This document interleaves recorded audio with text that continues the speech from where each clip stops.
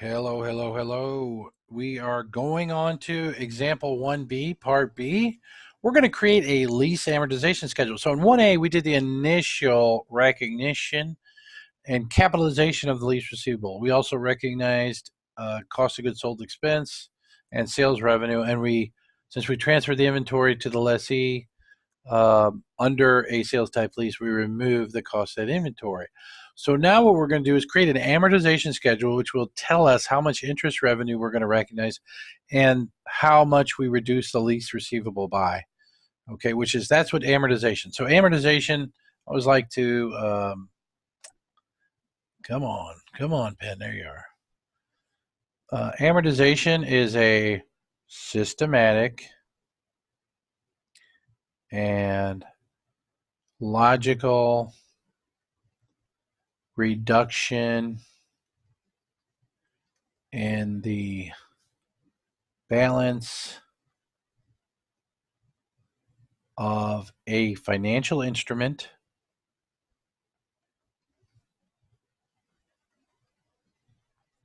or intangible asset.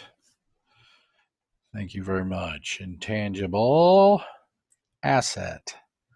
Okay, that's what it is. Systematic and logical reduction in the balance of a financial instrument or intangible asset.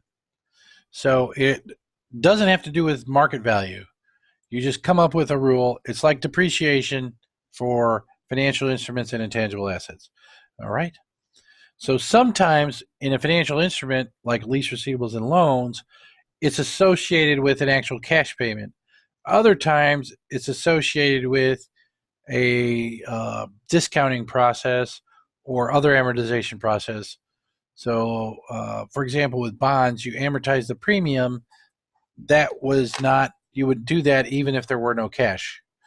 Okay, but that's not going to be the case here. These have to be actually reduced on payments.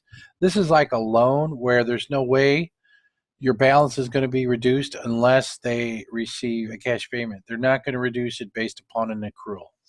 All right, so how does this thing work? Let's talk about the schedule and then we'll do the entry later, because the entry, here's the entry. Bop, bop, bop, bop, and bop, bop. So these three columns are the journal entry. So 14404 equals 4814 plus 9590. Debits equal credits, okay? So what we're doing is calculating the amounts for the journal entry, ding, right now. Okay. So let's get started. And for those of you who kind of got bonds, we're going to do the effective interest method. So effective interest method.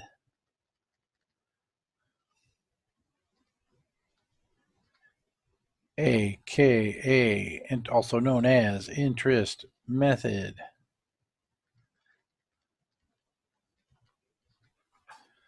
All right, so how did we get there? Well, first of all, I put 2 rows for 1-1, FY1. Your book doesn't do this. I do this to make it clear. These are like the same time, right? So they're smushed. But I like to be clear that if someone asks you how much lease receivable was capitalized on day 1, the answer is 62,548. However, there's instantly, and we showed that up here in this journal entry down here, see the cash payment. Where are you, Ben? The cash payment's down here. There's simultaneously a payment made upon closing of the lease contract. So on day 1, you did capitalize a lease receivable 62,548, but the balance at the end of day 1 is 48,144. Okay. So the effective interest method is your beginning of period balance 48,144 times the effective interest rate of 10%. Oh, 4814. Easy to see when it's 10%. So that's why you do 10%. Excuse me, in a practice problem, it's just easy to see. All right. So then how do you get to the change in the lease receivable? The change, or this is the amortization, the amount of reduction, amortization. this equals 14. Well, let me just write it this way. 14,404 minus that equals 14,404 minus 48,14 is 95.90. So what this is like, if you thought of this as a loan receivable, if you make a car payment, part goes to interest, part goes to principal. And that's what's happening here. Part is going to interest and part is going to principal, 95.90. So then 48.14, excuse me, 48.14 minus 95.90 equals 38,554. So you amortize the lease receivable balance 95.90, 9,590. So it was reduced from 48,144 to 38,554. Now you take the 38,554 times 10%, 38,554 over here times 10%, and you get 38,555. Take that less from 14,404, you get 1059, and the wheels of the bus go round and round. So the lease receivable balance should decrease every period. Okay. Now, I do want to point out, so it should say payment and guaranteed residual value, probably to be more complete. Now, the residual value, you're like, hey, that's not a payment, but think of it this way. The lessor is guaranteeing the lessee is guaranteeing 4,000.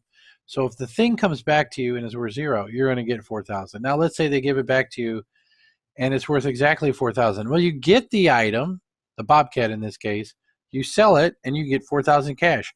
So it is effectively a value transfer. So we include it. More importantly, this is essentially, where are you? Pen. Where's my, okay, there it is. This is essentially, 0, 1, 2, 3, 4, and 5. This is a vertical timeline. So whatever lease payments and unguaranteed residual value you had in your calculation for 62,548, you have to include in this column. Okay. So that's the schedule. And on December 31 of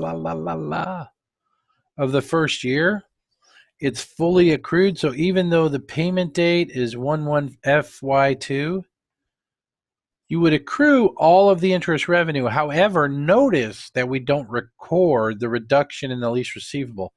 We only do that when there's a payment. Okay? So unlike bonds, this can be a little confusing. With bonds, we have an adjustment because the premium or discount is based upon a present value effect only, whereas in this case, 100% of the interest revenue is associated with the lease payment, so we can only reduce the lease receivable balance on a payment date, and we'll see that in a little bit. All right.